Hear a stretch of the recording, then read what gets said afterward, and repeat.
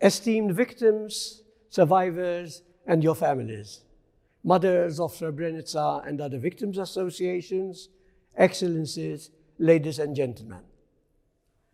The pandemic has changed the way we commemorate the genocide committed in Srebrenica, but in no way has it changed our determination to join together and remember. In many respects, the common danger has brought us closer to each other.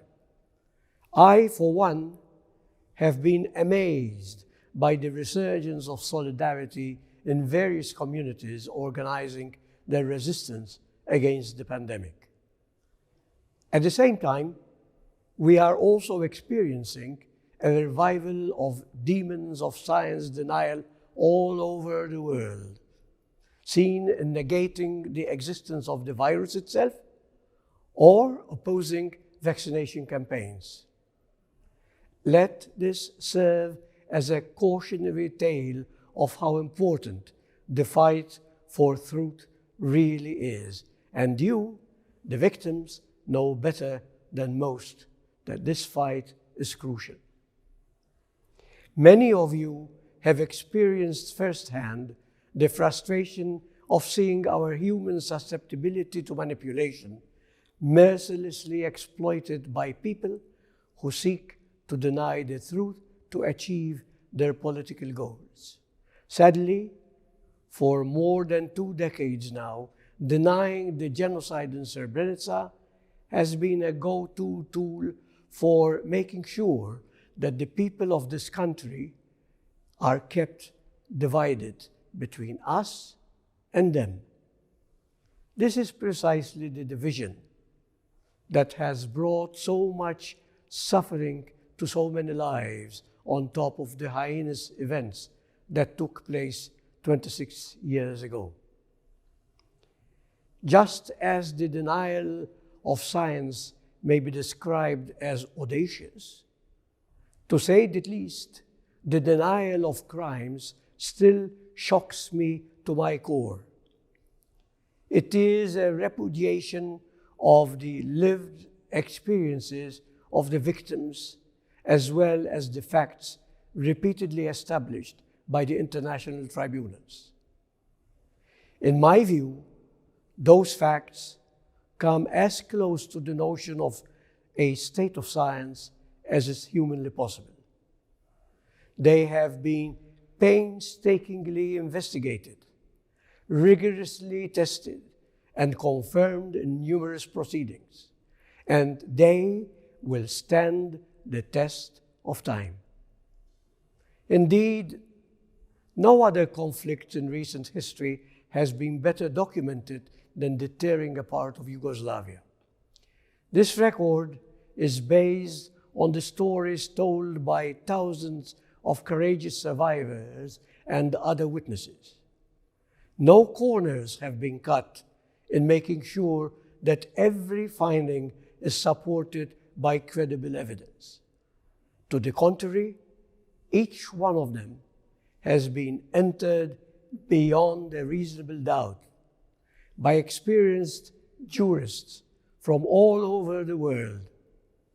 Following the recent rendering of the Mladic appeal judgment, the genocide in Srebrenica has now been confirmed as such by no less than 34 judges from 29 countries on 5 different continents.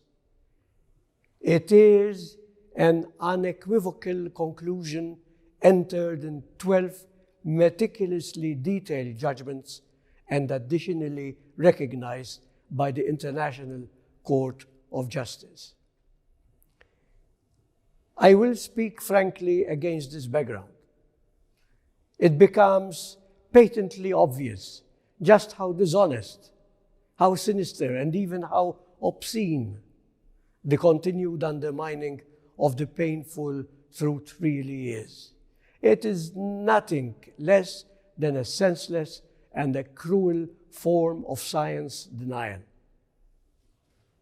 Moreover, this malicious tactic is entirely misguided. Do not be fooled by those in power who argue that to accept the existence of crimes is to somehow assume responsibility for them as a community.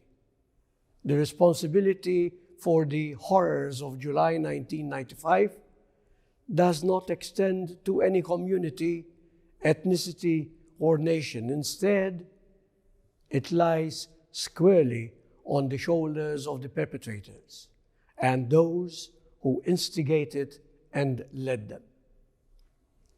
We know the names. Your duty is to remember what happened and make sure that it will never happen again. Your duty is to draw your own conclusions based on the established facts and to denounce those who still play with the forces that have kept you divided so deeply.